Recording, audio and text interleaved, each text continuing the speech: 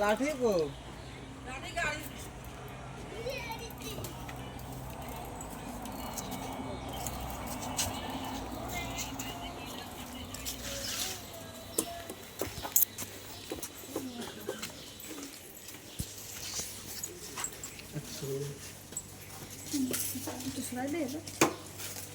अरे बता रहा हूँ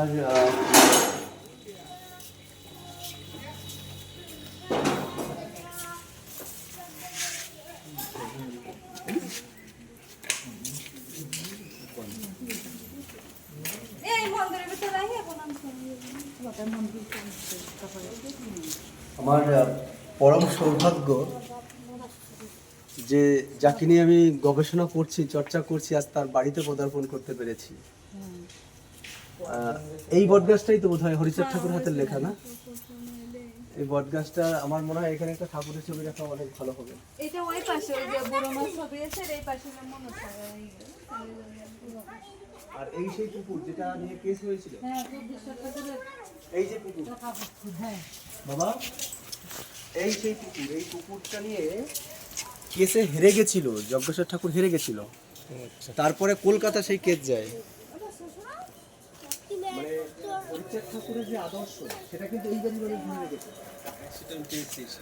মানে বিষয়টা আমি এদের সঙ্গে তো এখনো কথা বলিনি, যেটুকু আমি চর্চা করেছি, এই হরিচাঁদ ঠাকুরের সব থেকে আপন, মানে আপন বলতে সব থেকে বেশি ভালোবাসতেন তার ভ্রাতুষ্পুত্র যজ্ঞেশ্বর ঠাকুরকে। আর এই যজ্ঞেশ্বর ঠাকুরকেই কিন্তু তিনি ব্রাহ্মণ্যবাদের বিরুদ্ধে সর্বপ্রথম তাকে বিবাহ দেয়। বুঝতে পারছেন? কিন্তু তার সম্পর্কে বা যোদ্ধার সম্পর্কে কিন্তু ওরা কিন্তু চেপে রেখে ইতিহাসটা চাপা দিয়ে রেখেছে। এইটাকে আবার আমি তুলে ধরছি। সত্য চাপা থাকে না, একদিন প্রকাশ পেয়েছি তো ওই হাজার কোটি মাটি চলে। অথচ এখন আমার আন্দোলন কি, যে ঠাকুরবাড়ির দুই ঠাকুরবাড়ির গেটে আমরা যজ্ঞেশ্বর ঠাকুরের ছবি চাই, মূর্তি চাই।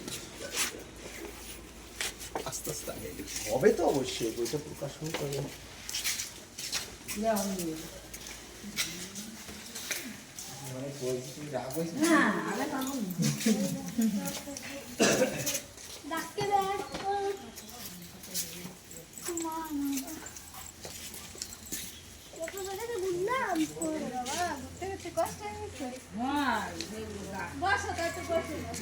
একদম গরম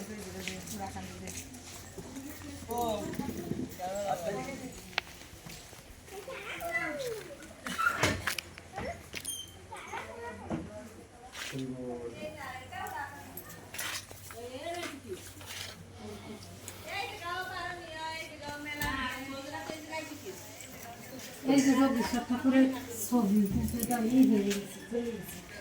এখানে ছিলুম খাচ্ছিল, আর এই যে ওনার বড় ছেলে যজ্ঞেশ্বর ঠাকুরের, আর এই যে হচ্ছে ছোট ছেলে যজ্ঞেশ্বর ঠাকুরের, হচ্ছে দুই ছেলে। আর যজ্ঞেশ্বর ঠাকুরের কোনো ছবি আছে? এইটা এই ছবি, কিন্তু ছবিটা নষ্ট হয়ে গেছে, আর ছবি তো নেই। এইটা আশীর্বাদ করো বাবা। আচ্ছা, আর তুমি হচ্ছে যজ্ঞেশ্বর ঠাকুরের এই সরি মানে বর্তমান হচ্ছে মানে আমার সঞ্জয় বাবার কি হও? সঞ্জয়ের মেজো বৌদি।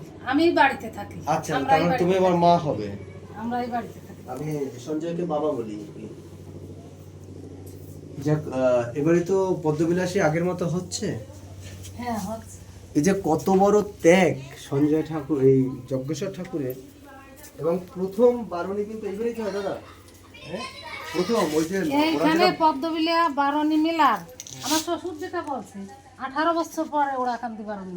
ওটা হচ্ছে 1879-তে সর্বপ্রথম এখানে শুরু হয়।